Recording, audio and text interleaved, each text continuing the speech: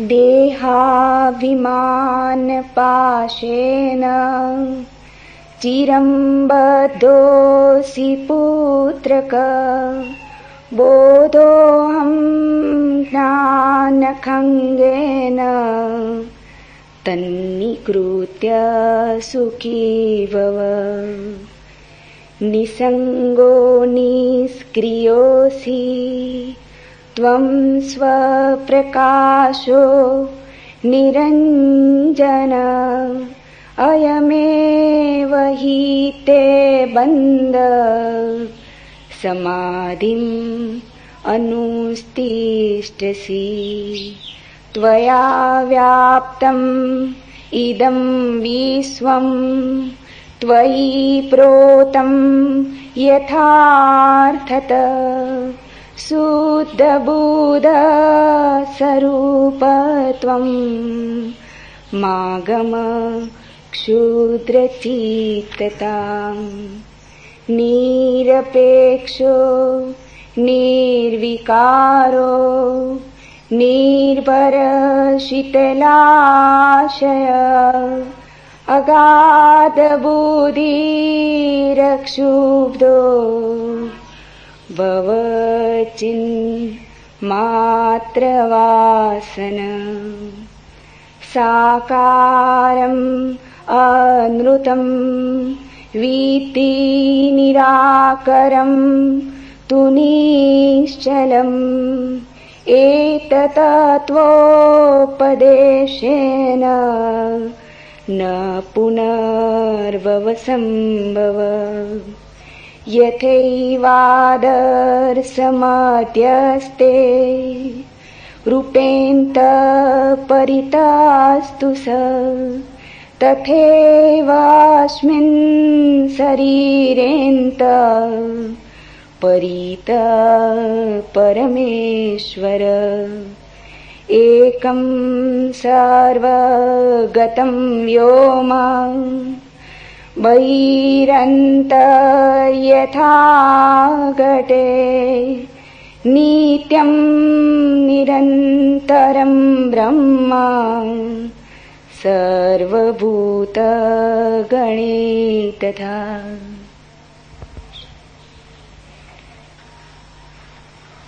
पहला सूत्र। अष्टावक्र ने कहा, हे पुत्र, तू बहुत काल से देहाभिमान के पास में बंधा हुआ है। उस पास को मैं बोध हूं, इस ज्ञान की तलवार से काटकर तू सुखी हो।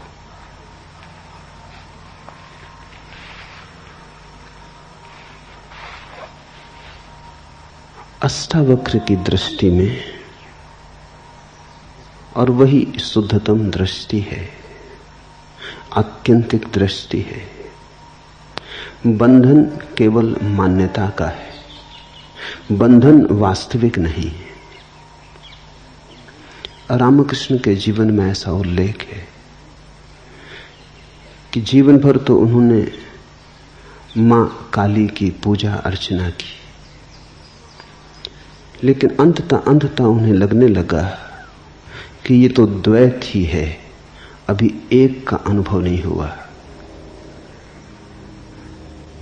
प्रीतिकर है, सुखद है, लेकिन अभी दो तो दो ही बने हैं। कोई स्त्री को प्रेम करता, कोई धन को प्रेम करता, कोई पद को। उन्होंने मां काली को प्रेम किया, लेकिन प्रेम अभी भी दो में बटा है। अभी परम अद्वैत नहीं घटा।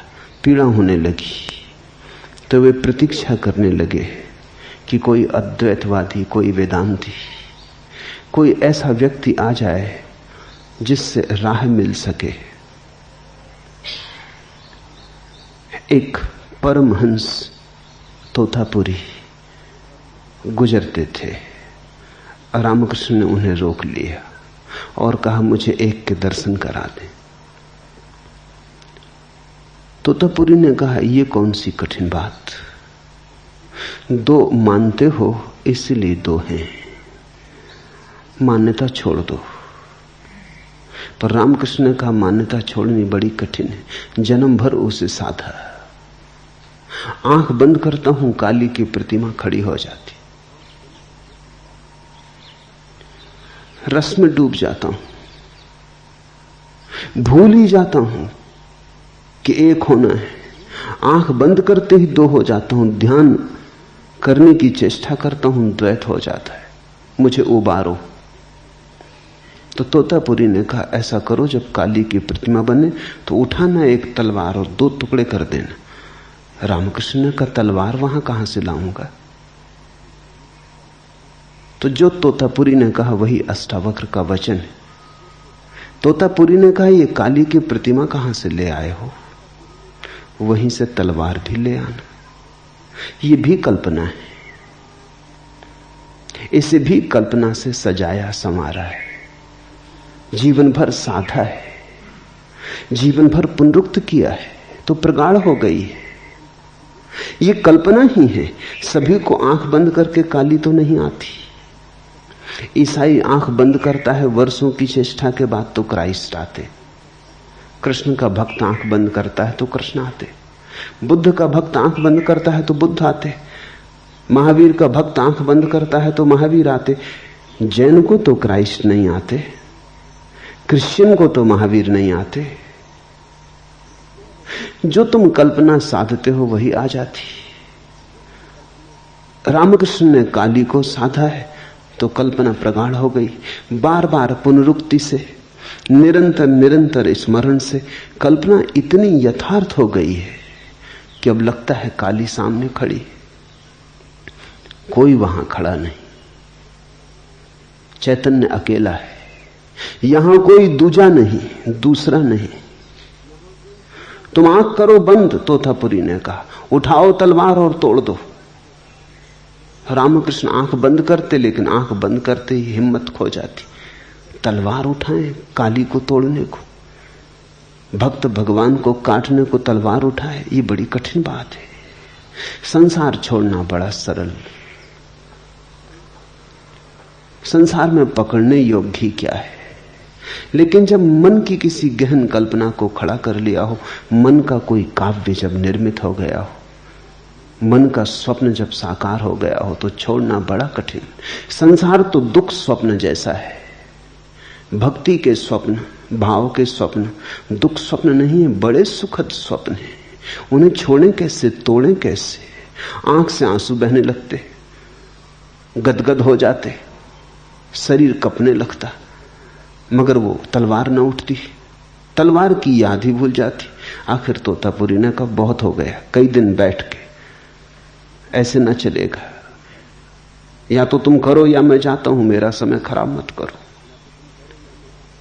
ये खेल बहुत हो गया। तोतापुरी उस दिन एक कांच का टुकड़ा ले आया और उसने कहा कि जब तुम मगन होने लगोगे तब मैं तुम्हारे माथे को कांच के टुकड़े से काट दूंगा। जब मैं यहां तुम्हारा माथा काटूं तो भीतर एक दफा हिम्मत करके उठा लेना तलवार और कर देना 2 टुकड़े। बस ये आखिरी है, फिर मैं न रुकूंगा। तोतापुरी की धमकी जाने की, और फिर वैसा गुरु खोजना मुश्किल होता। तोतापुरी अष्टावक्र जैसा आदमी रहा होगा। जब रामकृष्ण आंख बंद किए, काली की प्रतिमा उभरी और वो मगन होने को ही थे, आंख से आंसू बहने को ही थे, उद्रेक हो रहा था, उमंग आ रही थी, रोमांच होने को ही था कि तोतापुरी ने लिया माथे पर जहां आज्ञा चक्र है, वहां लेके ऊपर से नीचे तक कांच के टुकड़े से माथा काट दिया। खून की धार बह गई। हिम्मत उस वक्त भीतर रामकृष्ण ने भी जुटा ली, उठा ली तलवार, 2 टुकड़े कर दिए काली के। काली वहां गिरी कि अद्वैत हो गया, कि लहर खो गई सागर में, कि सरिता उतर गई सागर में। फिर तो कहते हैं 6 दिन उस परम शून्य में डूबे रहे। न भूख रही, न प्यास, न बाहर की सुध रही, न बुध, सब भूल गए। और जब 6 दिन के बाद आंख खोली तो जो पहला वचन कहा वो यही, आखिरी बाधा गिर गई। The last barrier has fallen. ये पहला सूत्र कहता है, हे पुत्र, तू बहुत काल से देहाभिमान के पास में बंधा हुआ, उस पास को ही अपना अस्तित्व मानने लगा है। मैं देह हूं, मैं देह हूं, मैं देह हूं, ऐसा जन्मों जन्मों तक दोहराया है। दोहराने के कारण हम देह हो गए। देह हम हैं नहीं, ये हमारा अध्यास है, ये हमारा अभ्यास है, ये हमारा आत्मसम्मोहन है। हमने इतनी प्रगाढ़ता से माना है कि हम हो गए। रामकृष्ण के जीवन में एक और उल्लेख है। उन्होंने सभी धर्मों की साधनाएं की। वो अकेले व्यक्ति थे मनुष्य जाति के इतिहास में जिसने सभी धर्मों के मार्ग से सत्य तक जाने की चेष्टा की। साधारणतः व्यक्ति पहुंच जाता है एक मार्ग से, फिर कौन फिक्र करता है दूसरे मार्गों की। तुम पहाड़ की चोटी पर पहुंच गए, फिर दूसरी पगडंडियां भी लाती हैं या नहीं लाती हैं, कौन फिक्र करता है। पहुंच ही गए। जो पगडंडी ले आई, बाकी लाती हो न लाती हो, प्रयोजन किसे। लेकिन रामकृष्ण बार बार पहाड़ की चोटी पर पहुंचे, फिर नीचे उतर आए, फिर दूसरे मार्ग से चढ़े, फिर तीसरे मार्ग से चढ़े।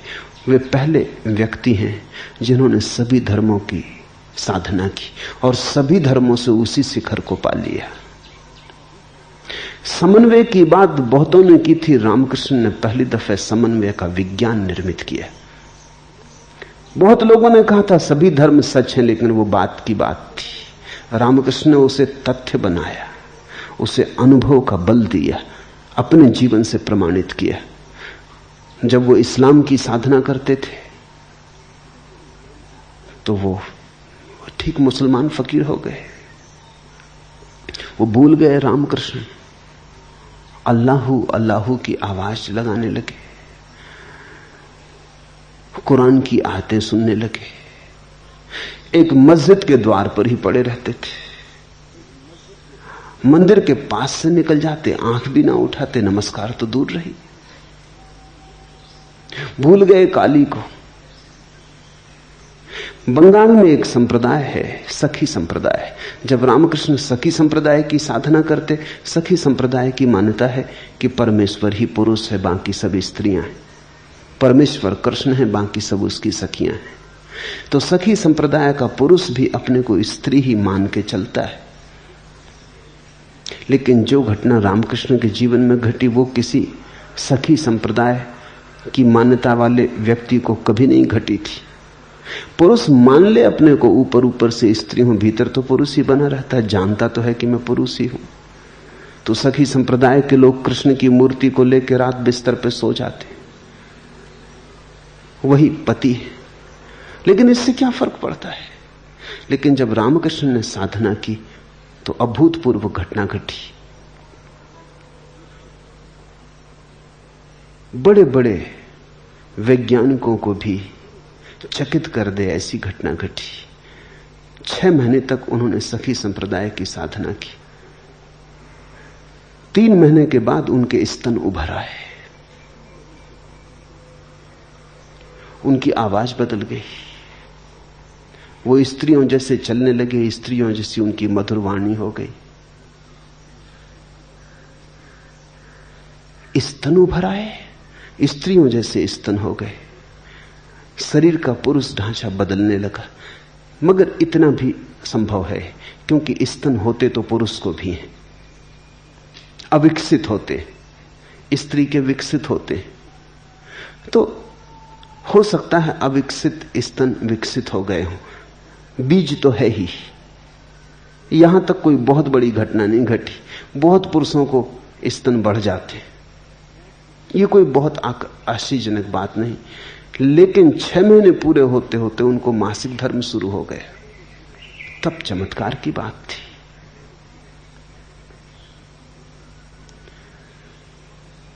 मासिक धर्म का शुरू हो जाना तो शरीर के पूरे शास्त्र के प्रतिकूल है। ऐसा तो कभी किसी पुरुष को ना हुआ था। ये 6 महीने में क्या हुआ?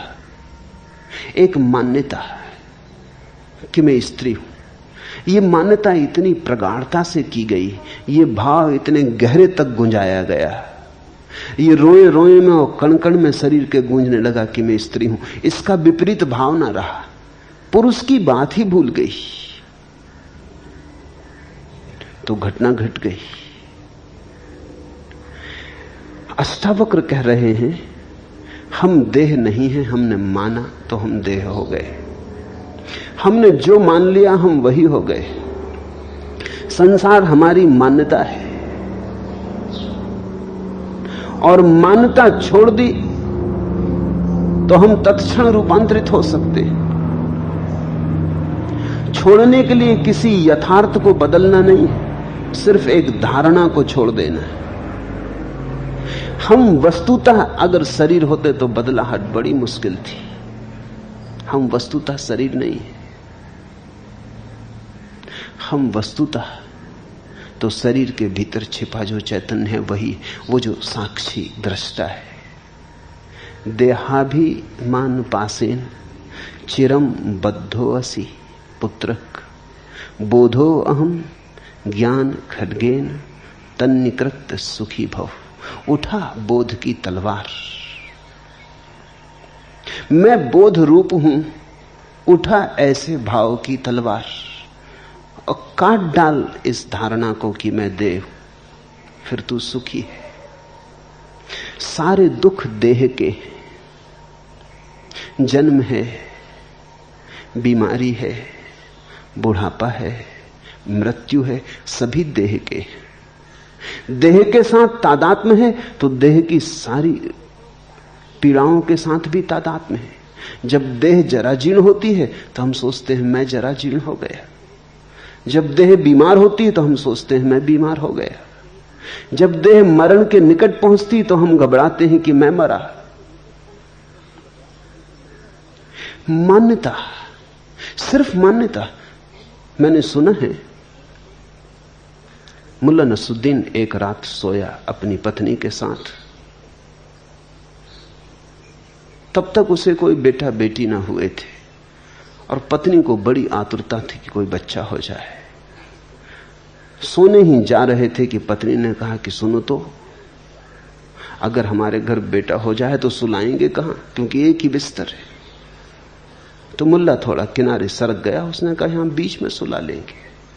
और पत्नी ने कहा अगर दूसरा और हो जाए, तो मुल्ला थोड़ा और सरक गया, उसने कहा उसको भी यहीं सुला लेंगे। कंजूस आदमी। पत्नी ने कहा अगर तीसरा हो जाए, तो मुल्ला और सरका, कहने ही जा रहा था कि यहां सुला लेंगे कि धड़ाम से नीचे गिरा, उसकी टांग टूट गई। पड़ोस के लोग इकट्ठे हो गए शोरगुल सुन के। वो चिल्लाया, रोने लगा। पड़ोस के लोगों ने पूछा क्या हुआ। उसने कहा जो बेटा अभी हुआ ही नहीं उसने टांग तोड़ दी।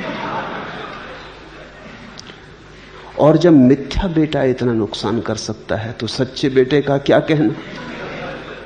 क्षमा मांगता हूं, बेटा बेटा चाहिए ही नहीं, इतना अनुभव बहुत है। कभी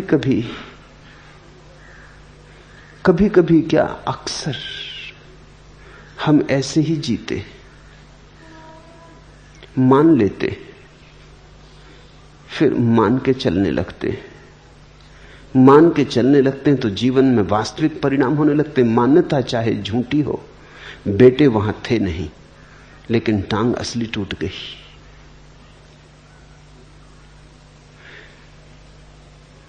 झूठ का भी परिणाम सच हो सकता है। अगर झूठ भी प्रगाढ़ता से मान लिया जाए तो उसके परिणाम यथार्थ में घटित होने लगते हैं। मनस्विद कहते हैं कि इस जगत में जितनी भिन्नताएं दिखाई पड़ती हैं, ये भिन्नताएं यथार्थ की कम है, मान्यता की ज्यादा है। एक मनोवैज्ञानिक हार्वर्ड विश्वविद्यालय में प्रयोग कर रहा था। वो एक बड़ी बोतल ठीक से बंद की हुई, सब तरह से पैक की हुई लेके कमरे में आया अपनी क्लास में। कोई 50 विद्यार्थी। उसने वो बोतल टेबल पर रखी और उसने विद्यार्थियों को कहा कि इस बोतल में अमोनिया गैस है। मैं एक प्रयोग करना चाहता हूं कि अमोनिया गैस का जैसे ही मैं ढक्कन खोलूंगा तो उस गैस की सुगंध कितना समय लेती है पहुंचने में लोगों तक। तो जिसके पास पहुंचने लगे सुगंध वो हाथ ऊपर उठा दे। जैसी सुगंध की उसे पता चले हाथ ऊपर उठा दे। तो मैं जानना चाहता हूं कि कितने सेकंड लगते हैं कमरे के आखिरी पंक्ति तक पहुंचने में। विद्यार्थी सजग होकर बैठ गए। उसने बोतल खोली। बोतल खोलते ही उसने जल्दी से अपनी नाक पर रुमाल रख लिया। Ammonia gas. पीछे हट के खड़ा हो गया। 2 सेकंड नहीं बीते होंगे कि पहली पंक्ति में एक आदमी ने हाथ उठाया, फिर दूसरे ने, फिर तीसरे ने, फिर दूसरी पंक्ति में हाथ उठे, फिर तीसरी पंक्ति में। 15 सेकंड में पूरी क्लास में अमोनिया गैस पहुंच गई। और अमोनिया गैस उस बोतल में थी ही नहीं, वो खाली बोतल थी। धारणा तो परिणाम हो जाता है। मान लिया तो हो गया। जब उसने कहा अमोनिया गैस इसमें है ही नहीं, तब भी विद्यार्थियों ने कहा कि हो या ना हो, हमें गंध आई। गंध मान्यता की आई। गंध जैसे भीतर से ही आई, बाहर तो कुछ था ही नहीं। सोचा तो आई।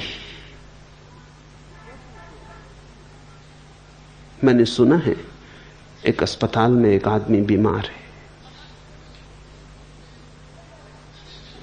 एक नर्स उसके लिए रस लेके आई, संतरे का रस। उस रस लाने वाली नर्स के पहले ही दूसरी नर्स उसे एक बोतल दे गई थी कि इसमें अपनी पेशाब भर के रख दो परीक्षण के लिए। वो थोड़ा मजाकिया आदमी था।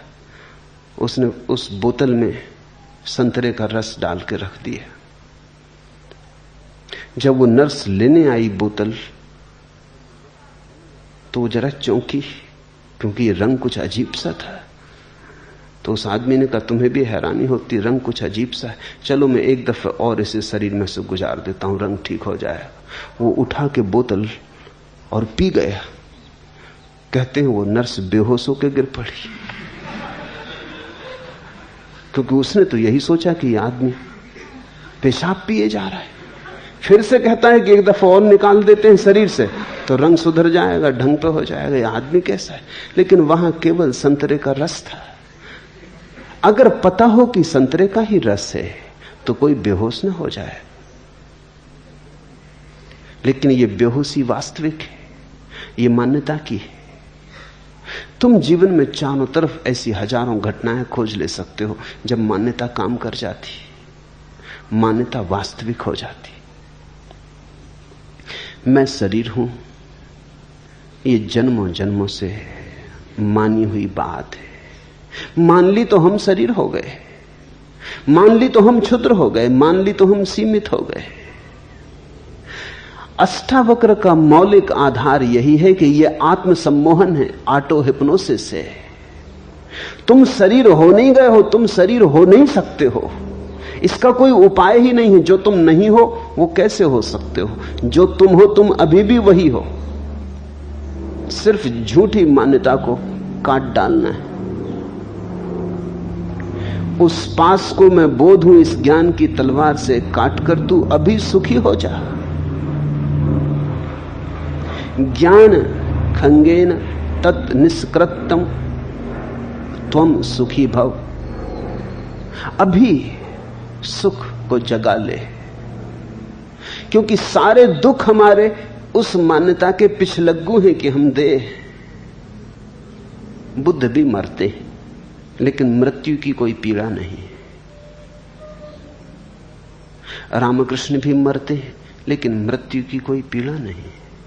रमन भी मरते हैं लेकिन मृत्यु की कोई पीड़ा नहीं। रमन जब मरे तो उन्हें कैंसर था। चिकित्सक बहुत चकित थे। बड़ी कठिन बीमारी थी, बड़ी पीड़ादायी बीमारी थी। लेकिन रमन वैसे ही थे जैसे बीमारी ने कोई भेद ही नहीं लाया, कहीं कोई अंतर ही नहीं पड़ा। चिकित्सक परेशान थे कि यह असंभव है, यह हो कैसे सकता है? मौत द्वार पर खड़ी है और आदमी अविचलित है। चिकित्सकों की बेचैनी हम समझ सकते हैं। इतनी पीड़ा हो रही है और आदमी अविचलित है, निस्तरंग है। उनकी बेचैनी, उनका तर्क हम समझ सकते हैं, क्योंकि शरीर ही हमारे लिए सब कुछ मालूम होता है। जिसको पता चल गया कि मैं शरीर नहीं हूं, मौत आ रही है लेकिन शरीर की आ रही है, और पीड़ा हो रही है वो भी शरीर में हो रही है। एक नए चैतन्य का आविर्भाव हुआ है जो दूर खड़े होकर देख रहा है, और दूरी शरीर की और चेतना की इतनी है जैसे जमीन और आसमान की दूरी। इससे बड़ी कोई दूरी नहीं है। तुम्हारे भीतर दुनिया में अस्तित्व की सबसे दूर की चीजें मिल रही। तुम क्षितिज हो जहां जमीन और आसमान मिल रहे हैं।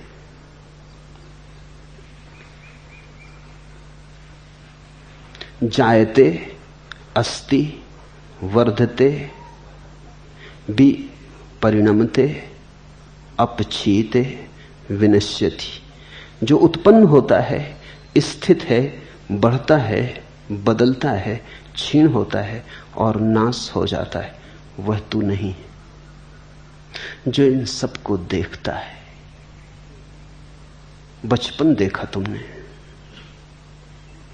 फिर बचपन को जाते भी देखा। अगर तुम बचपन ही होते तो आज याद भी कौन करता कि बचपन था। तुम बचपन के साथ ही चले गए होते। जवानी देखी, जवानी आते देखी, जाते देखी। अगर तुम जवानी ही होते तो आज कौन याद करता।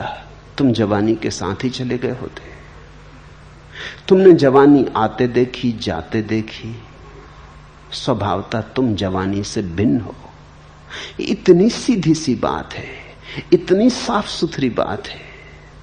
तुमने पीड़ा देखी, दर्द उठते देखा, दर्द के बादल घिरते देखे अपने चारों तरफ, फिर पीड़ा को जाते भी देखा, दर्द को विसर्जित होते देखा। तुमने दुख देखा, सुख देखा, कांटा चुभा, पीड़ा देखी, कांटा निकला, निष्पीड़ा हुए, वह भी देखा। तुम देखने वाले हो, तुम पार खड़े हो, तुम अछूते हो। कोई भी घटना तुम्हें छू नहीं पाती। तुम जल में कमलवत हो। तू असंग है, क्रिया शून्य है, स्वयं प्रकाश है और निर्दोष है। तेरा बंधन यही है कि तू समाधि का अनुष्ठान करता है। यह अद्भुत क्रांतिकारी वचन है।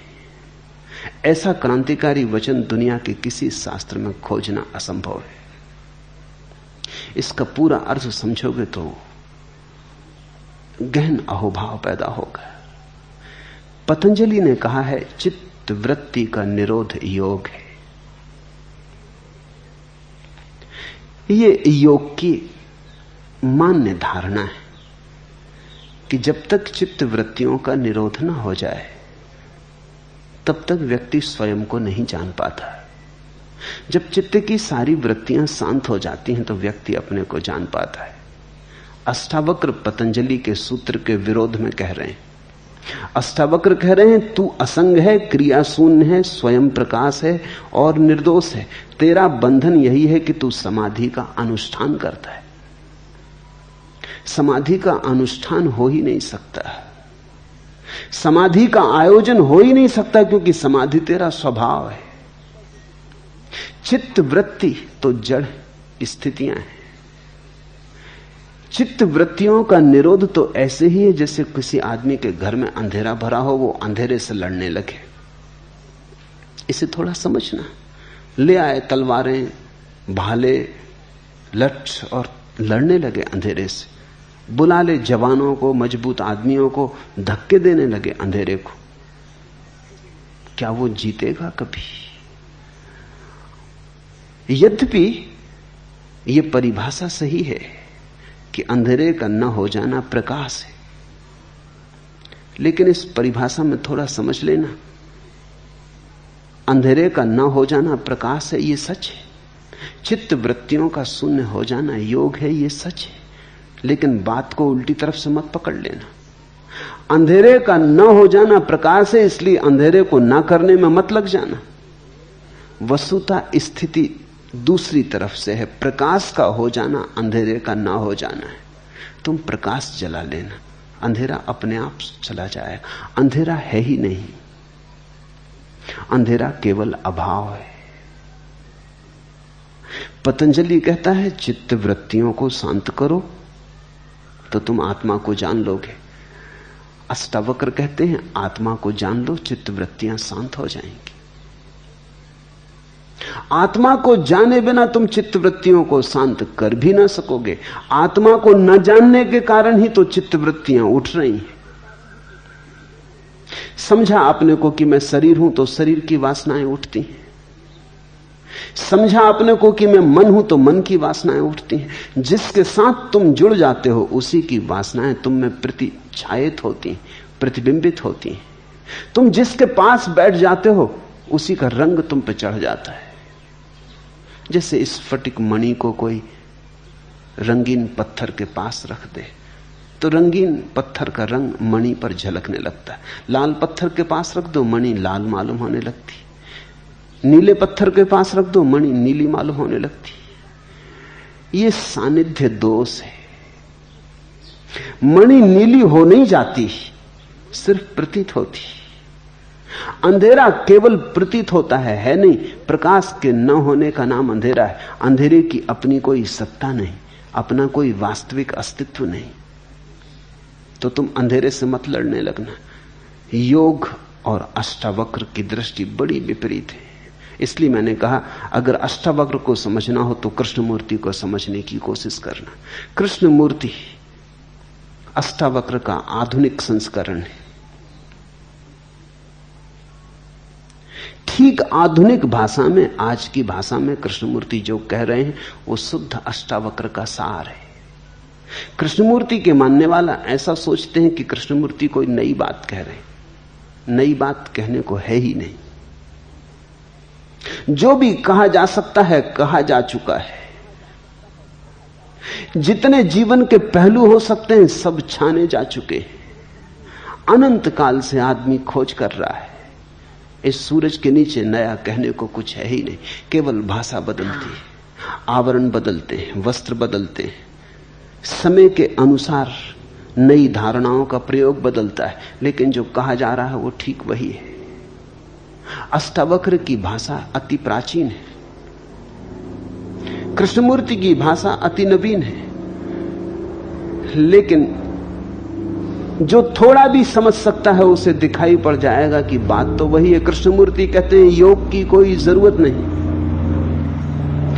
ध्यान की कोई जरूरत नहीं, जप तप की कोई जरूरत नहीं।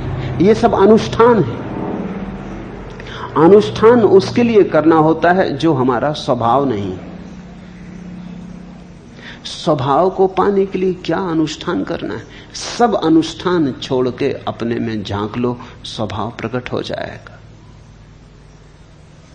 तू असंग है, क्रिया शून्य है, स्वयं प्रकाश और निर्दोष है।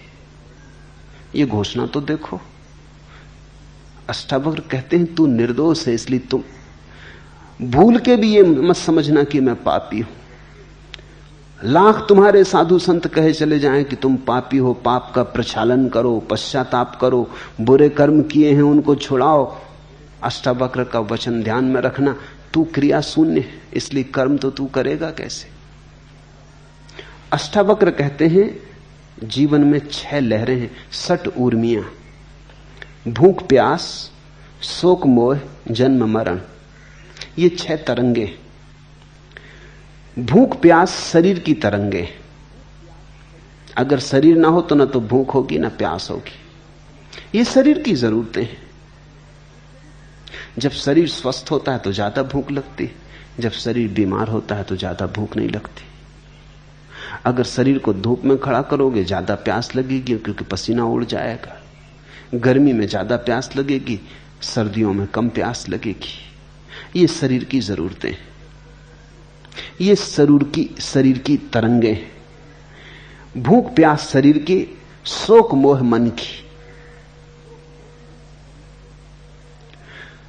कोई छूट जाता तो दुख होता है क्योंकि मन पकड़ लेता है, राग बना लेता है।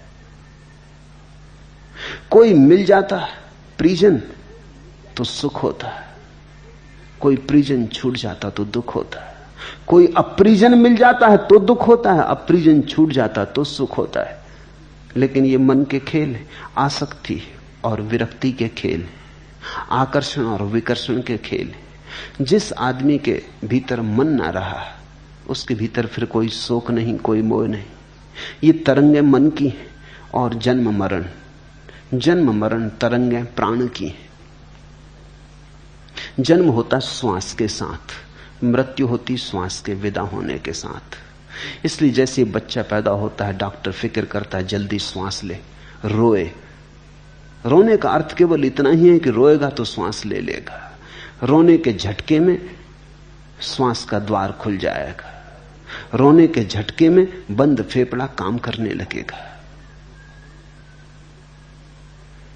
अगर बच्चा नहीं रोता कुछ सेकंड के भीतर तो डॉक्टर उसे उल्टा लटका के उस पर चोट करता बच्चे के ऊपर, ताकि धक्के में श्वास चल पड़े।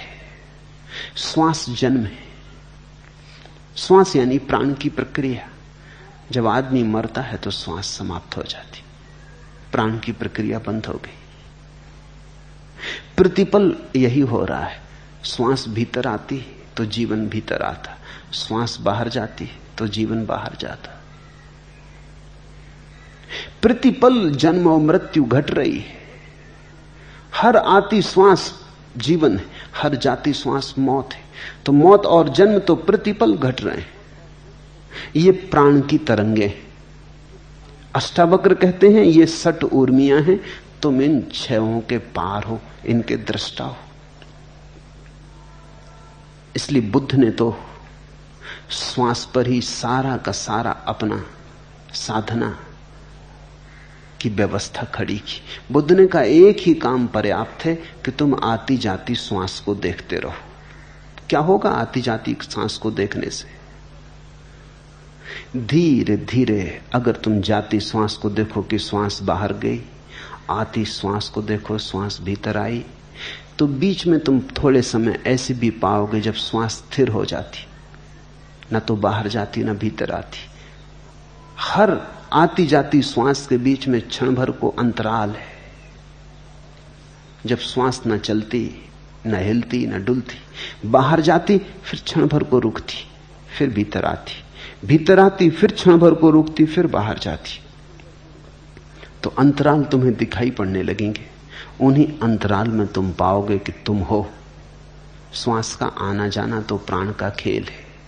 और अगर तुम श्वास को देखने में समर्थ हो गए तो वो जो देखने वाला है वो श्वास से पृथक हो गया, वो श्वास से अलग हो गया। शरीर हमारी बाहर की परिधि है, मन उसके भीतर की परिधि है, प्राण उसके और भी भीतर की परिधि। तो ऐसा भी हो सकता है शरीर अपंग हो जाए, टूट फूट जाए तो भी आदमी जीता है। मन खंडित हो जाए, विक्षिप्त हो जाए, जड़ हो जाए तो भी आदमी जीता है, लेकिन बिना श्वास के आदमी नहीं जीता है। मस्तिष्क भी निकाल लो आदमी का पूरा तो भी आदमी जिए चला जाता है। पड़ा रहेगा मगर जीवन रहेगा।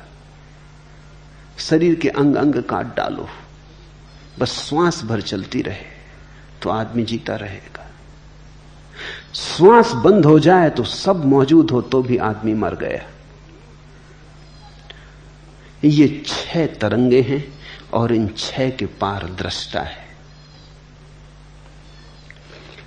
तू असंग है, कोई तेरा संगी साथी नहीं।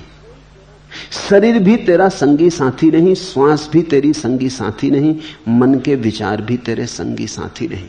तू असंग है। भीतर ही कोई साथी नहीं, बाहर की तो बात ही क्या, पति पत्नी परिवार मित्र परिजन कोई साथी नहीं। साथ होंगे संगी कोई भी नहीं। साथ होना केवल वाह घटना है, भीतर से किसी से कोई जोड़ बनता नहीं। तू असंग क्रिया शून्य है, इसलिए कर्म के जाल की तो बात ही मत उठाओ। अगर अष्टावक्र से तुम ये पूछोगे कि आप कहते हो अभी अभी हो सकती मुक्ति, तो कर्मों का क्या होगा? जन्म जन्म तक पाप किए उनका क्या होगा? उनसे छुटकारा कैसे होगा?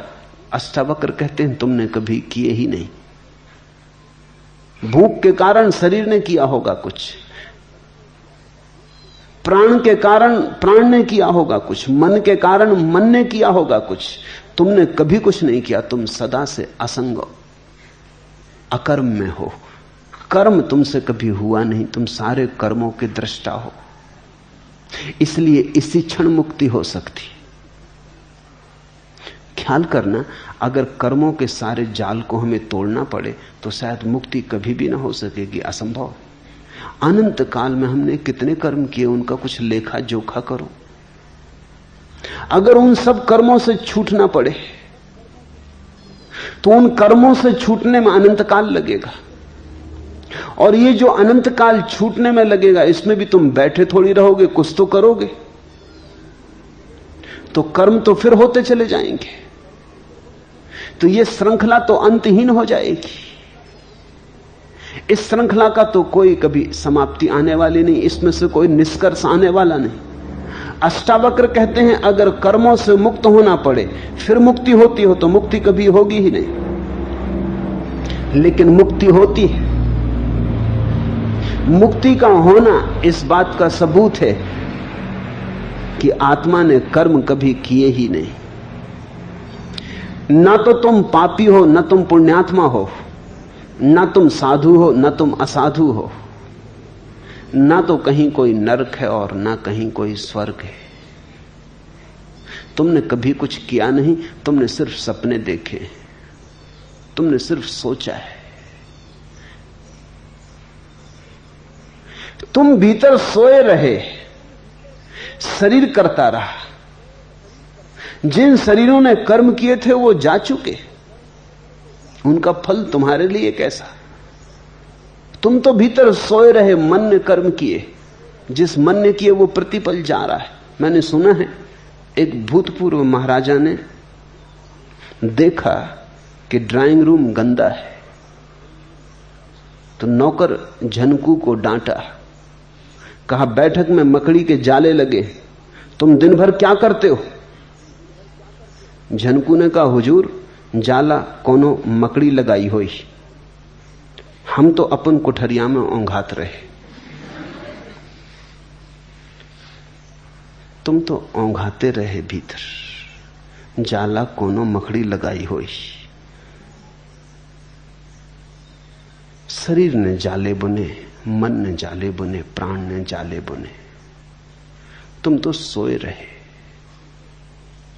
जागो, जागते ही तुम पाओगे तुमने तो कभी कुछ किया नहीं। तुम तो करना भी चाहो तो कुछ कर नहीं सकते। अकर्म तुम्हारा स्वभाव है, अकर्ता तुम्हारी स्वाभाविक दशा है।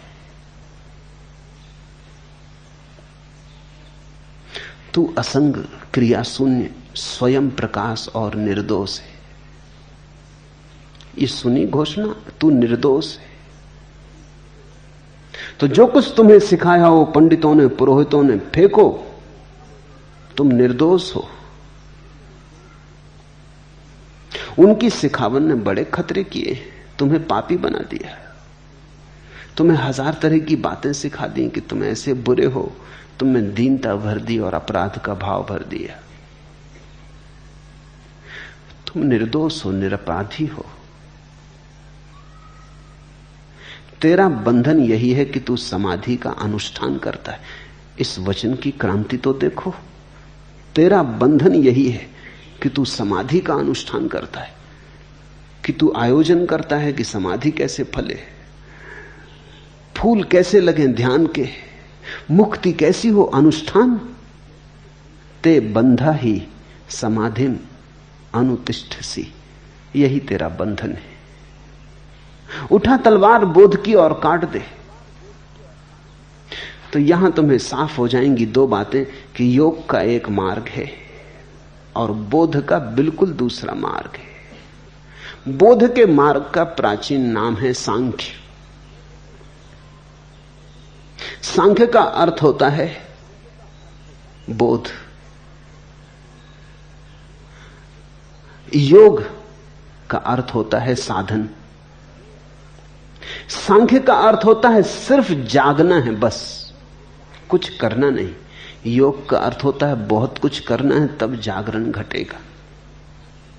योग में साधन है, सांख्य में सिर्फ साध्य है।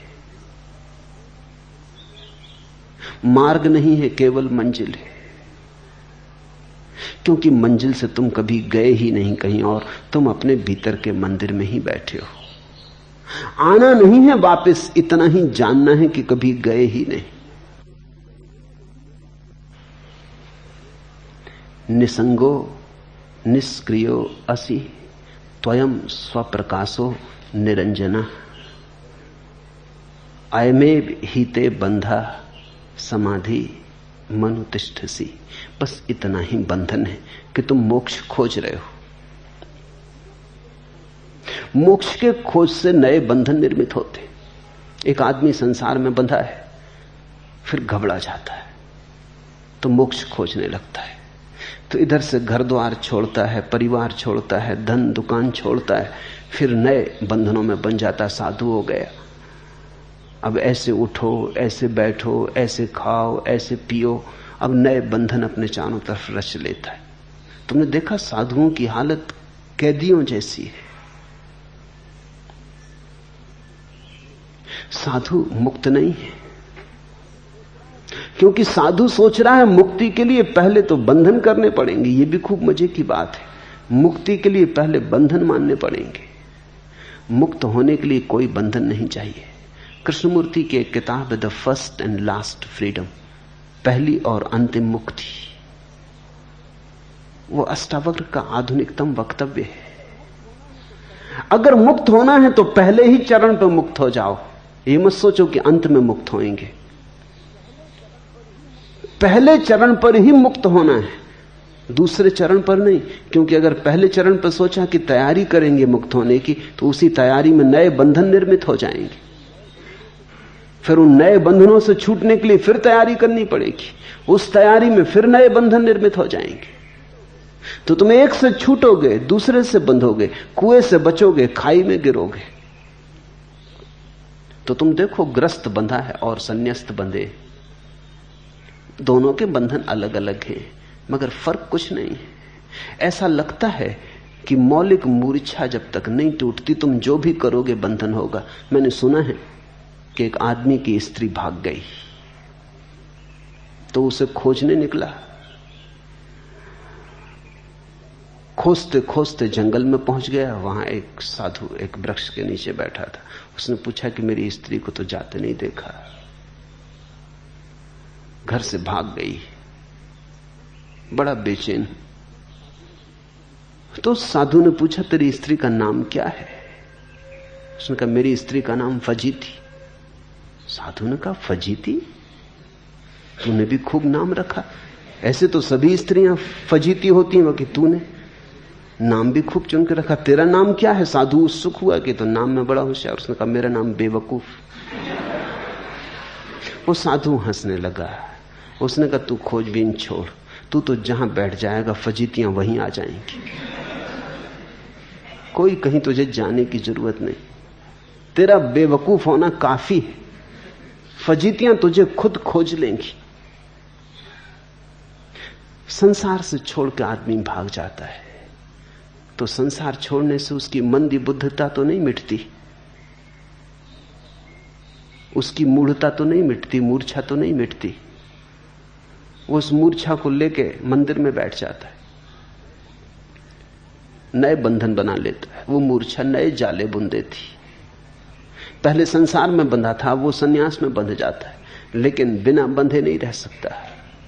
मुक्ति है प्रथम चरण पर, उसके लिए कोई आयोजन नहीं। आयोजन का मतलब हुआ कि अब आयोजन में बंधे, इंतजाम किया तो इंतजाम में बंधे, फिर इससे छूटना पड़ेगा। तो ये कहां तक चलेगा? ये तो अंतहीन हो जाएगा। सुना है मैंने, एक आदमी डरता था मरघट से निकलने से, और मरघट के पार उसका घर था, तो रोज निकलना पड़ता है।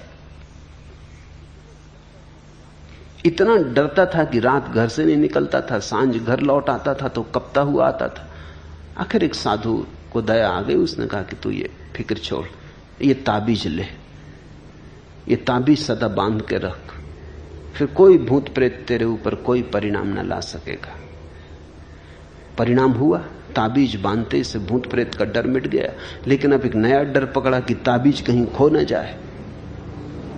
स्वाभाविक, जिस ताबीज ने भूत प्रेतों से बचा दिया, अब वो आधी रात को भी निकल जाता। मरघट से कोई डर नहीं, भूत प्रेत तो कभी भी वहां नहीं थे।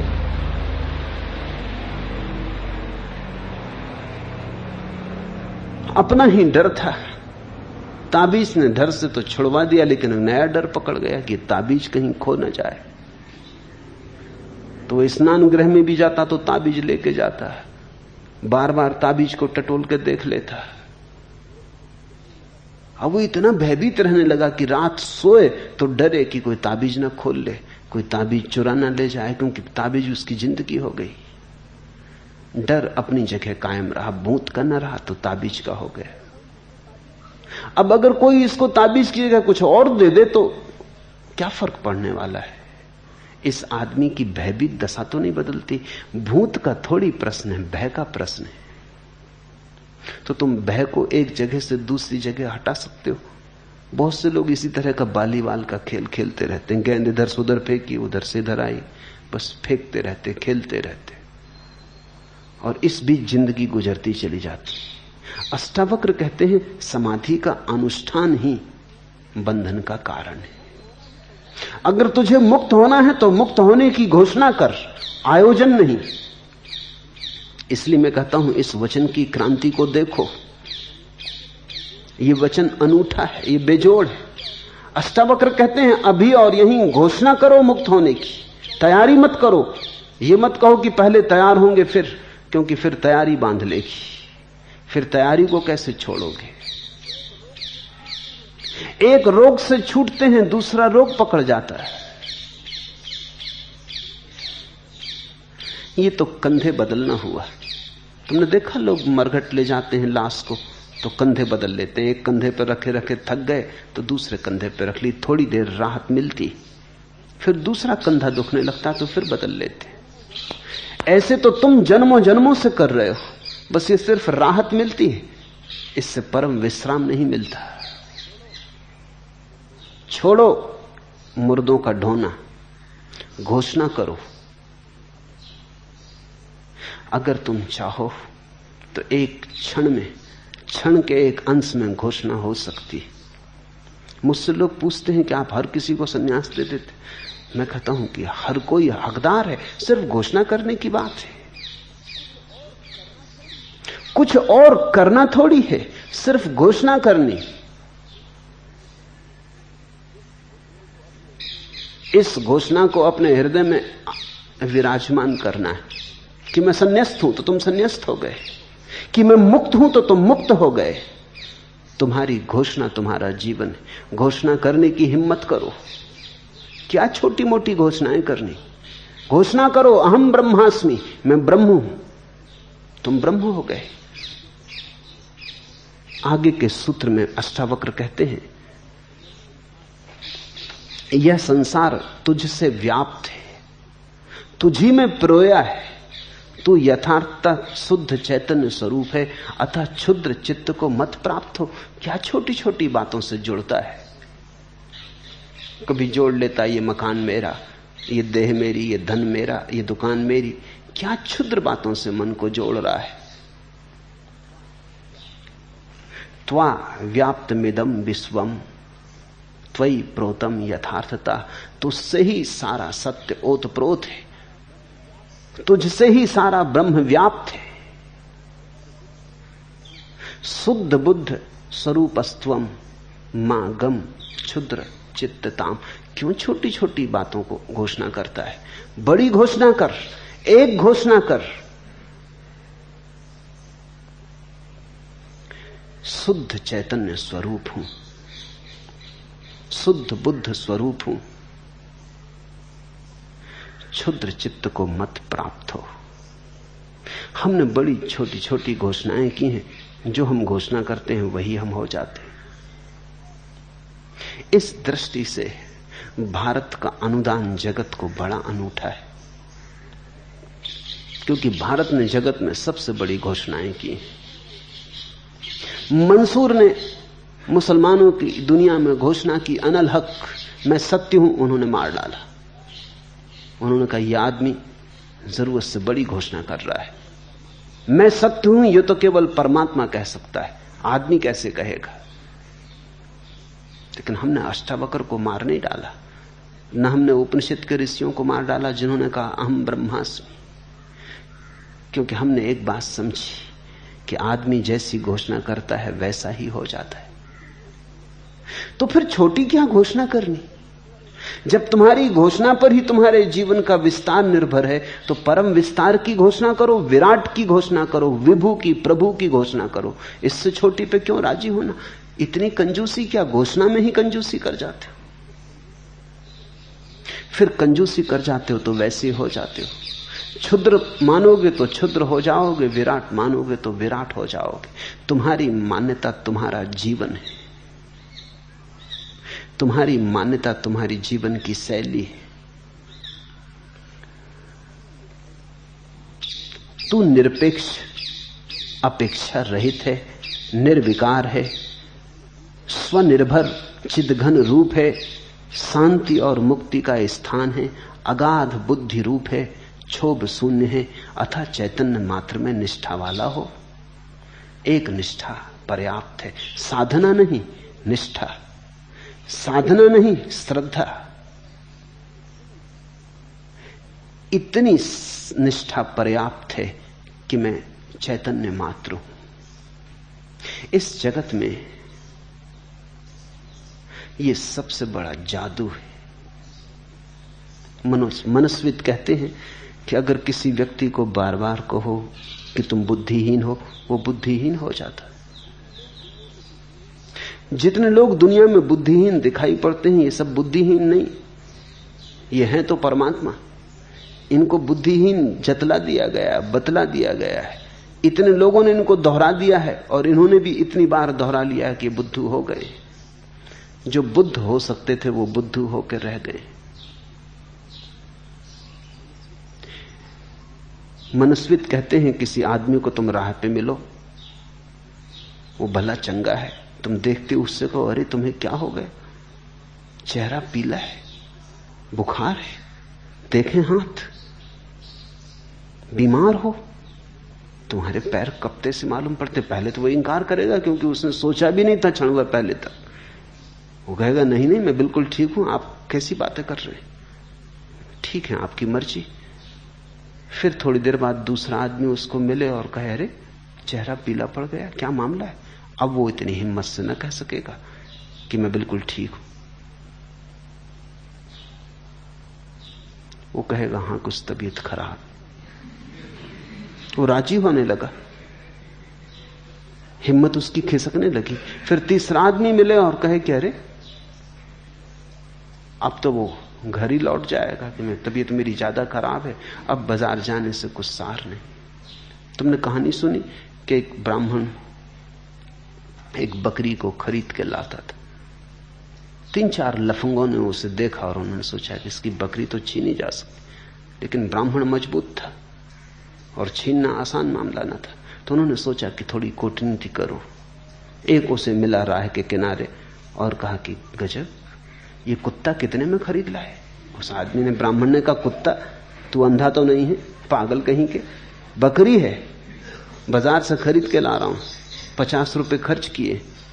उसने भाई तुम्हारी मर्जी, लेकिन तुम जानो ब्राह्मण होके कुत्ते को कंधे पे लिए। भाई मुझको तो कुत्ता दिखाई पड़ता, हो सकता है मेरी गलती हो। ब्राह्मण चला सोचता हुआ कि आदमी भी कैसा है, मगर उसने एक बार टटोल के बकरी के पैर देखे, बकरी ही है। दूसरे किनारे पर राह के दूसरा उन्हीं का सगा साथी खड़ा था। उसने कहा कि कुत्ता तो गजब का खरीदा। अब ब्राह्मण इतनी हिम्मत से न कह सका कि कुत्ता नहीं, न हो कुत्ता ही है, तो 2 आदमी गलत नहीं हो सकते। फिर भी उसने कहा कि नहीं कुत्ता नहीं है, लेकिन अब कमजोर था, कह तो रहा था लेकिन भीतर की नींव हिल गई थी। उसने कहा कि नहीं कुत्ता नहीं बकरी है। उसने कहा कि बकरी, इसको बकरी कहते, तो फिर परिभाषा बदलनी पड़ेगी। ब्राह्मण देवता, अगर इसको बकरी कहते हैं तो फिर कुत्ता किसको कहेंगे। वैसे आपकी मर्जी, आप पंडित आदमी हैं, हो सकता है बदल दें। नाम की तो बात है, चाहे कुत्ता कहो चाहे बकरी कहो, रहेगी तो कुत्ता ही, कहने से कुछ नहीं होता। वो आदमी तो चला गया, ब्राह्मण ने उतार के बकरी नीचे रख के देखी, बिल्कुल बकरी है, बिल्कुल बकरी जैसी बकरी है, आंखें मीड़ी, रास्ते के किनारे लगे नल से पानी से आंखें धोई, क्योंकि अपना पड़ोस करीब आता जाता और लोग देख लें कि ब्राह्मण कुत्ता सिर पे लिए है तो पूजा पांडित्य को धक्का लगेगा। पूजा करवाते हैं लोग, ना करवाएंगे लोग पागल समझेंगे। मगर फिर देख दाख के उसने सब तरह की बकरी है, मगर इन दो आदमियों को क्या हुआ। फिर रख के चला, लेकिन अब जरा डरता हुआ चला कि फिर कोई और न देख ले वो तीसरा उनका साथी खड़ा था। उसने कहा कि कुत्ता तो गजब का है, कहां से लाए, हम भी बड़े दिन से कुत्ता चाहते हैं। उसने कहा बाबा तू ही ले ले, अगर कुत्ता चाहते हो तुम ही ले लो, ये कुत्ता ही है, एक मित्र ने दे दिया है, इससे छुटकारा करो मेरा। वो भागा वहां से घर की तरफ कि किसी को पता ना चल जाए कि कुत्ता इसने लिया है। आदमी ऐसे ही जी रहा है। तुमने जो मान रखा है वो तुम हो गए हो, और तुम्हारे चारों तरफ बहुत लफंगे हैं जो तुम्हें बहुत सी बातें मनवा रहे हैं। उनके अपने प्रयोजन हैं। पुरोहित समझाना चाहता है कि तुम पापी हो, क्योंकि तुम पापी नहीं हो तो पूजा कैसे चलेगी। उसका हित इसमें है कि बकरी कुत्ता मालूम पड़े। पंडित है, अगर तुम अज्ञानी नहीं हो तो उसके पांडित्य का क्या होगा, उसकी दुकान कैसे चलेगी। धर्मगुरु है, वो अगर तुम्हें समझा दे कि तुम अकर्ता हो, कर्म शून्य हो, तुमने कभी पाप किया ही नहीं, तो उसकी जरूरत क्या है। ये तो ऐसा हुआ कि डॉक्टर के पास तुम जाओ, वो समझा दे कि बीमार तुम हो ही नहीं, बीमार तुम कभी हुए ही नहीं, बीमार तुम हो ही नहीं सकते, स्वास्थ्य तुम्हारा स्वभाव है। तो ये डॉक्टर आत्महत्या कर रहा है अपनी, इसकी दुकान का क्या होगा। तुम डॉक्टर के पास जाओ भले चंगे, जब तुम्हें कोई बीमारी नहीं तब जाओ, तब भी तुम पाओगे कि वो बीमारी खोज लेगा। तुम जाके देखो, बिल्कुल भले चंगे हो, तुम्हें कोई बीमारी नहीं, जाके जरा चले जाओ डॉक्टर को कहना कि कुछ जांच पड़ताल करवानी। ऐसा डॉक्टर खोजना बहुत मुश्किल है जो कह दे कि तुम बीमार नहीं हो। मुल्ला नसरुद्दीन का बेटा डॉक्टर हुआ, तो मैंने उससे पूछा कि कैसी चल रही, उसने कहा कि काफी अच्छी चल रही। मैंने कहा तुम कैसे समझे कि काफी अच्छी चल रही। उसने कहा इतनी अच्छी चल रही कि कई दफे तो वो बीमारों को कह देता है कि तुम बीमार ही नहीं। ये तो बड़ी डॉक्टर कह सकता है जिसकी खूब चल रही हो, चल रही ऐसी हो कि अब उसे उपद्रव ज्यादा लेने नहीं है, फुर्सत नहीं। तो उसने कहा इससे मैं समझता हूं कि बिल्कुल ठीक चल रही। कई दफा आदमियों को कह देता है नहीं तुम्हें कोई बीमारी नहीं। दुकानें हैं, उनके अपने हित हैं। तुम्हारे ऊपर हजारों दुकानें चल रही, पंडित की है, पुरोहित की है, धर्मगुरु की है। तुम्हारा पापी होना जरूरी है, तुमने बुरे कर्म किए हो ये आवश्यक है, नहीं तो तुम्हारा बुरे कर्मों से छुटकारा दिलाने वालों का क्या होगा, मसीहाओं का क्या होगा जो आते हैं तुम्हारी मुक्ति के लिए। अगर अष्टावक्र सही है तो सब मसीहा व्यर्थ है, फिर तुम्हारे छुटकारे की कोई जरूरत नहीं, तुम छूटे ही हुए हो, तुम मुक्ति ही हो। अष्टावक्र की जैसे कोई भी दुकान नहीं, जैसे अष्टावक्र तुम्हारे साथ कोई धंधा नहीं करना चाहते, सीधी सीधी बात कह देते हैं, दो टूक सत्य कह देते हैं। तू निरपेक्ष, अपेक्षा रहित, निर्विकार, निर्भर, चिद घन रूप, शांति और मुक्ति है तू, अगाध बुद्धि रूप, क्षोभ शून्य है तू, अतः चैतन्य मात्र में निष्ठा वाला हो। एक ही निष्ठा होनी चाहिए कि मैं साक्षी रूप हूं, बस पर्याप्त है। ऐसा निष्ठावान व्यक्ति धार्मिक है, और किसी निष्ठा की कोई जरूरत नहीं। न तो परमात्मा में निष्ठा की जरूरत है, न स्वर्ग नरक में निष्ठा की जरूरत है, न कर्म के सिद्धांत में निष्ठा की जरूरत है। एक निष्ठा पर्याप्त है, और वो निष्ठा है कि मैं साक्षी, निर्विकार। और तुम जैसे ही निष्ठा करोगे तुम पाओगे तुम निर्विकार होने लगे। एक मनोवैज्ञानिक ने प्रयोग किया, एक कक्षा को 2 हिस्सों में बांट दिया, आधे लड़के एक तरफ आधे दूसरी तरफ, अलग अलग कमरों में। फिर पहले हिस्से को जाके कहा कि गणित बहुत कठिन है, तुम में से कोई भी हल ना कर पाएगा। एक गणित लिखा बोर्ड पर और कहा ये इतना कठिन है कि तुम्हारी तो सामर्थ्य नहीं, तुमसे आगे की कक्षा के विद्यार्थी भी इसको हल नहीं कर सकते। लेकिन हम एक प्रयोग कर रहे हैं, हम जानना चाहते हैं क्या तुम में से कोई इसको हल करने के थोड़े बहुत भी करीब आ सकता है, थोड़ी बहुत विधि 2-4 कदम भी ठीक उठा सकता है। यह असंभव है। उसने ये बार बार दोहराया कि असंभव है, फिर भी तुम चेष्टा करो। दूसरे कमरे में गया, उसी वर्ग के आधे लड़के, वही बोर्ड पर उसने गणित लिखा और कहा कि यह प्रश्न इतना सरल है कि यह असंभव है कि तुम में से कोई इसे हल ना कर पाए। तुमसे नीची कक्षाओं के लड़कों ने हल कर लिया है। तो इसलिए नहीं दे रहे हैं कि तुम्हारी कोई परीक्षा करनी, तुम तो हल कर ही लोगे, ये इतना सरल है। सिर्फ हम ये जानना चाहते हैं कि क्या एकांश विद्यार्थी ऐसा भी है तुम्हारी कक्षा में जो इसमें भी भूल चूक कर जाए। सवाल वही, कक्षा वही, बड़े अंतर आए परिणाम में। पहले वर्ग में 15 लड़कों में से केवल 3 लड़के हल कर पाए। दूसरे वर्ग में 15 में से 12 ने हल किया, केवल 3 हल न कर पाए। इतना बड़ा अंतर। सवाल वही, उस सवाल के साथ जो भाव दिया गया वो परिणामकारी हुआ। अष्टावक्र तुमसे नहीं कहते कि धर्म दुसाध्य है, अष्टावक्र कहते हैं बड़ा सरल है। जो दुसाध्य कहते हैं वो दुसाध्य बना देते। जो कहते हैं बड़ा असंभव है, खड़क की धार, वो तुम्हें घबरा देते। जो कहते हैं ये तो हिमालय पे चढ़ने जैसा है, इसमें तो विरले चढ़ पाते, तुम छोड़ ही देते फिक्र कि विरले तो अपन है नहीं, ये अपने बस की बात नहीं, तो चढ़े विरले, हम झंझट में ना पड़ेंगे। हम स्वागत करते हैं विरलों का, जाएं, मगर हम सीधे साधे आदमी, हमें तो इसी घाटी में रहने दो। अष्टावक्र कहते हैं ये बड़ा सरल है, ये इतना सरल है कि तुम्हें कुछ करने की भी जरूरत नहीं, सिर्फ जाग के देखना पर्याप्त है। ये मनुष्य की मेधा की अंतिम घोषणा है। ये मनुष्य की अंतिम संभावनाओं के प्रति मनुष्य को सजग करना है। धर्म मनुष्य की प्रतिभा का आखिरी चमत्कार है। अगर तुलना करनी हो तो राजनीति मनुष्य की प्रतिभा का निकृष्टतम रूप है और धर्म मनुष्य की प्रतिभा का श्रेष्ठतम रूप। ऐसा हुआ, एक राजनेता सख्त बीमारी से उठा तो डॉक्टर ने सलाह दी 2-3 महीने तक आप कोई भी दिमागी काम न करें। राजनेता ने पूछा, डॉक्टर साहब यदि थोड़ी राजनीति इत्यादि करूं तो कोई आपत्ति है? डॉक्टर ने कहा नहीं, बिल्कुल नहीं, राजनीति आप जितनी चाहें करें, बस दिमागी काम बिल्कुल ना करें।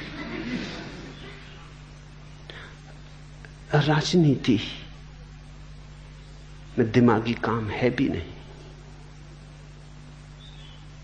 राजनीति में तो हिंसा है, प्रतिभा नहीं,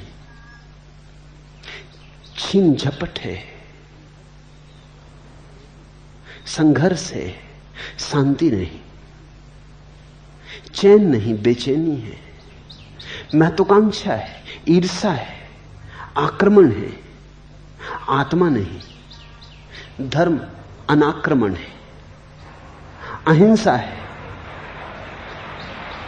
प्रतियोगिता मुक्ति है, संघर्ष नहीं, समर्पण है, किसी से छीनना नहीं है, अपना जो है उसकी घोषणा करनी है। अपना ही इतना काफी है कि किसी से छीनना क्या है। छीनते तो वही हैं जिन्हें अपना पता नहीं, टुकड़े टुकड़ों के लिए लड़ते हैं और परमात्मा भीतर विराजमान है। टुकड़े टुकड़ों के लिए मरते हैं और परम विस्तार भीतर मौजूद है। सागर मौजूद है, बूंदों के लिए तरसते हैं। जिन्हें अपना पता नहीं वही राजनीति में होते हैं।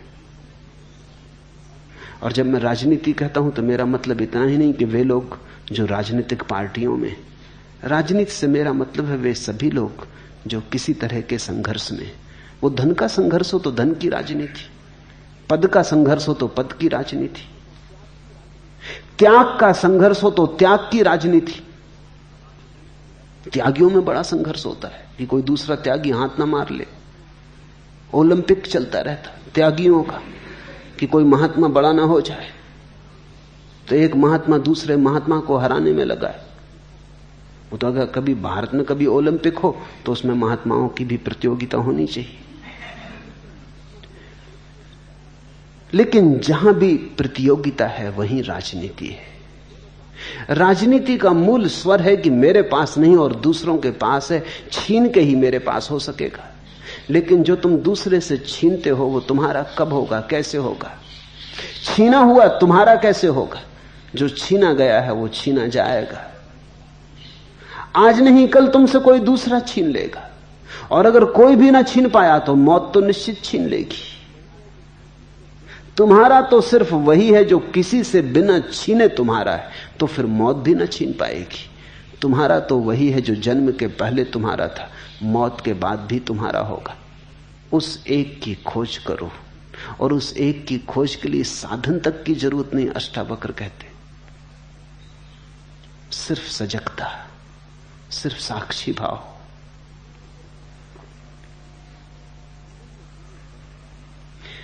जीवन में तुम्हें बहुत बार लगता भी है कि व्यर्थ दौड़े चले जा रहे हैं, लेकिन रुकें कैसे?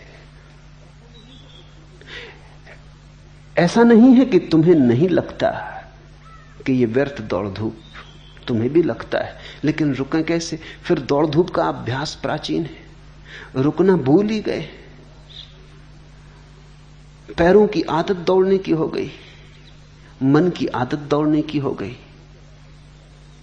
अभ्यास ऐसा हो गया है कि बैठ नहीं सकते, बैठने का अभ्यास खो गया।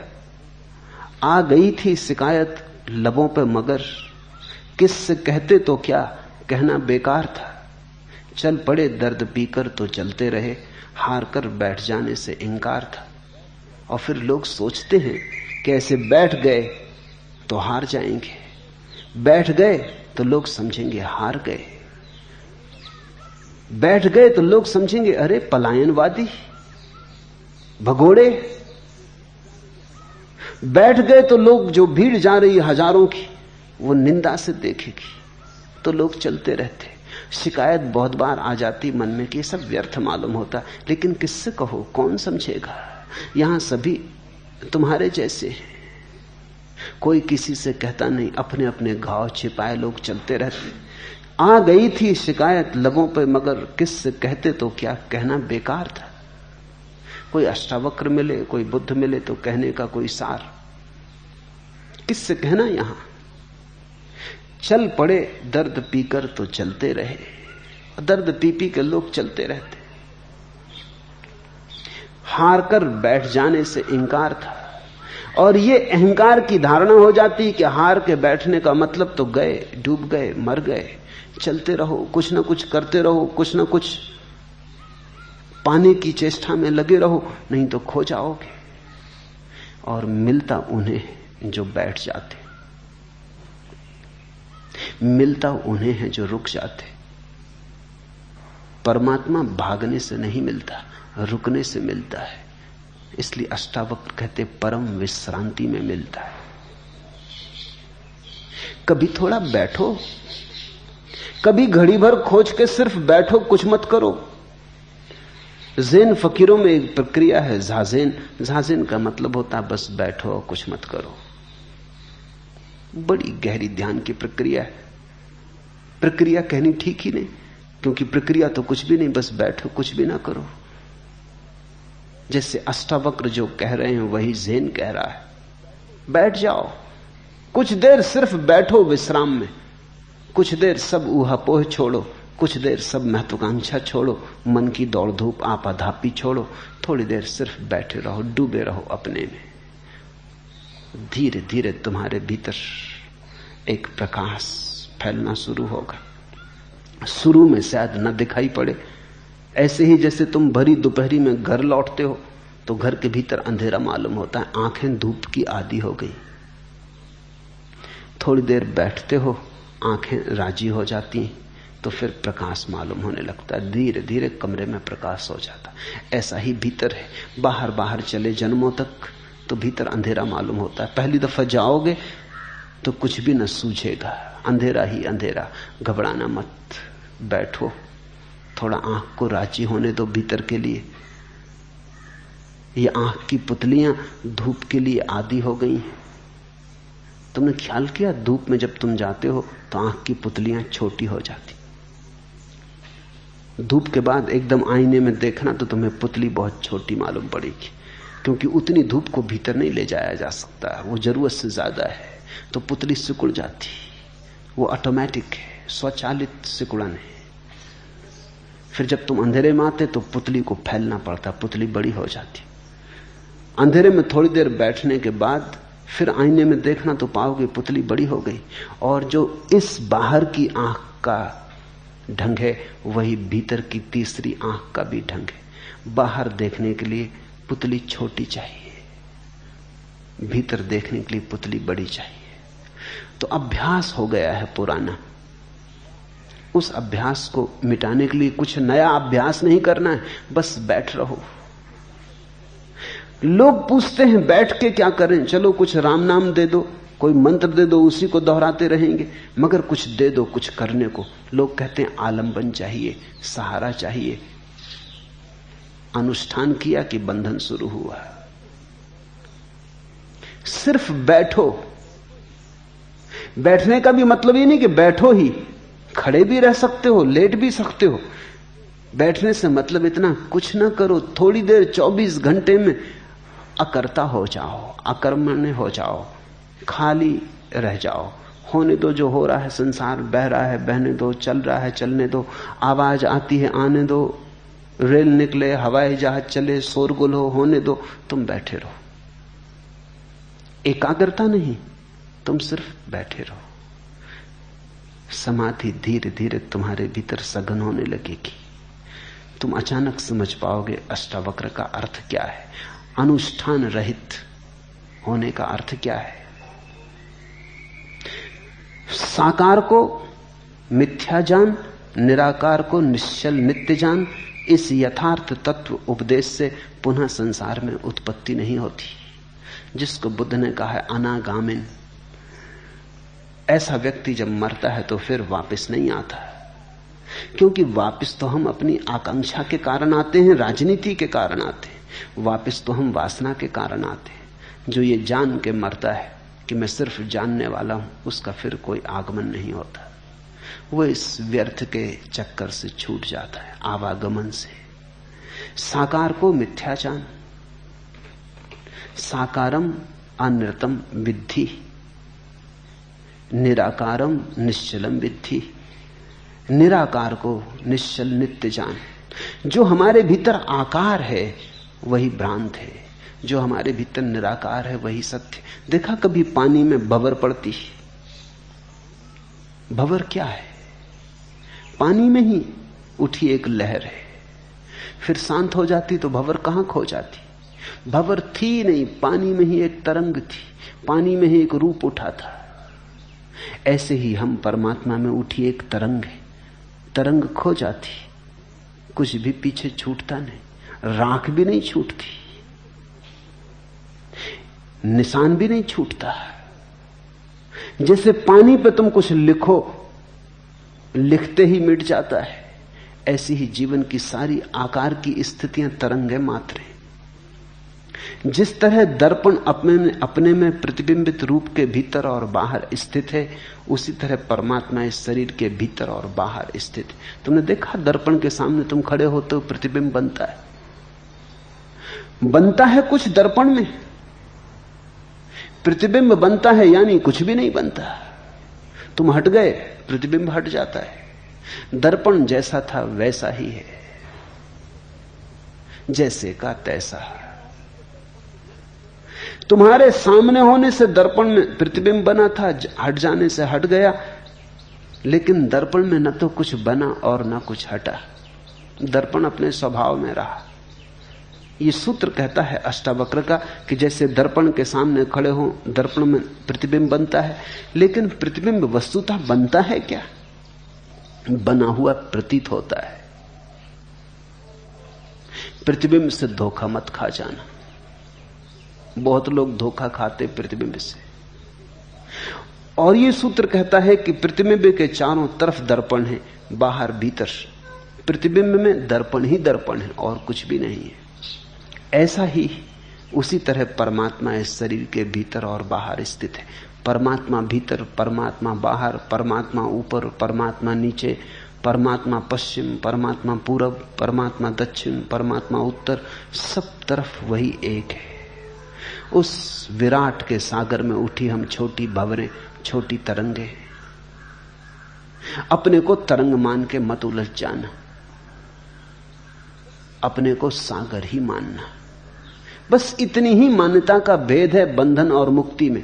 जिसने अपने को तरंग समझा वो बंध गया, जिसने अपने को सागर समझा वो मुक्त हो गया।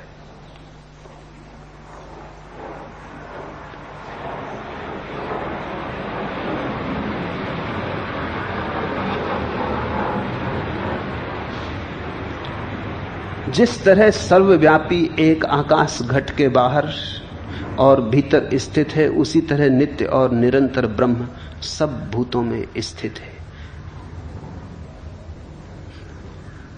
जिस तरह सर्वव्यापी एक आकाश घट के बाहर और भीतर घड़ा रखा है, घड़े के भीतर भी वही आकाश है, घड़े के बाहर भी वही आकाश है। तुम घड़े को फोड़ दो तो आकाश नहीं फूटता, तुम घड़े को बना लो तो आकाश बिगड़ता नहीं। घड़ा तिरछा हो, गोल हो, कैसा ही आकार हो, इससे आकाश पर कोई आकार नहीं चढ़ता। हम सब मिट्टी के भांडे, मिट्टी के घड़े, बाहर भी वही है, भीतर भी वही है। इस मिट्टी की पतली सी दीवार को तुम बहुत ज्यादा मूल्य मत दे देना। ये मिट्टी की पतली सी दीवार तुम्हें एक घड़ा बना रही है, इससे बहुत जकड़ मत जाना। अगर तुमने ऐसा मान लिया कि ये मिट्टी की दीवार ही मैं हूं, तो फिर तुम बार बार घड़े बनते रहोगे, क्योंकि तुम्हारी मान्यता तुम्हें वापस खींच लाएगी। कोई और तुम्हें संसार में नहीं लाता है, तुम्हारे घड़े होने की धारणा ही तुम्हें वापस ले आती। एक बार तुम जान लो कि तुम घड़े के भीतर का शून्य हो। लाओ त्सु के वचन अर्थपूर्ण है। लाओ त्सु कहता है घड़े की दीवार का क्या मूल्य है?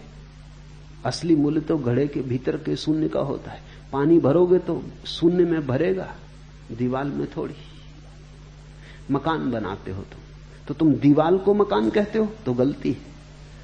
दीवार के भीतर जो खाली जगह है वही मकान है। रहते तो उसमें हो, दीवार में थोड़ी रहते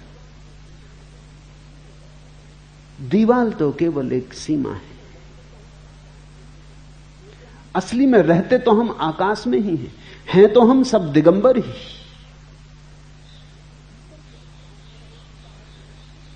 भीतर के आकाश में रहो कि बाहर के आकाश में, दीवार के कारण कोई फर्क थोड़ी पड़ता है। दीवार आज है कल गिर जाएगी, आकाश सदा है।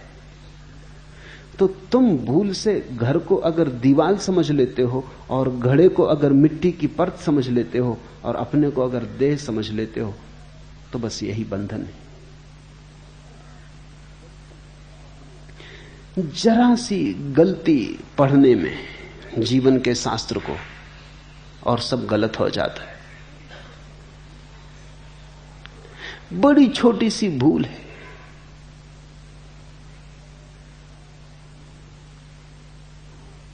मुल्ला नसरुद्दीन एक बार अपने विचारों में डूबा, बस में चढ़ गया और सीट पर बैठ के सिगरेट पीने लगा। साफ साफ तो लिखा है कि बस में धूम्रपान वर्जित है। क्या आपने पढ़ा नहीं? क्या आपको पढ़ना नहीं आता? कंडक्टर ने क्रोधपूर्वक उससे कहा, पढ़ तो लिया, लेकिन लिखने को तो बस में बहुत कुछ लिखा है। मैं किस किस की बात का पालन करूं? नसरुद्दीन बोला, यही देखो, यहां लिखा है हमेशा हैंडलूम की साड़ियां पहनो।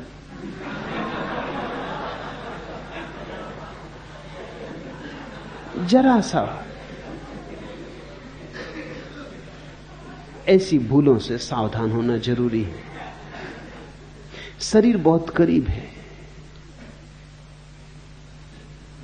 इसलिए शरीर की भाषा पढ़ लेनी बहुत आसान है।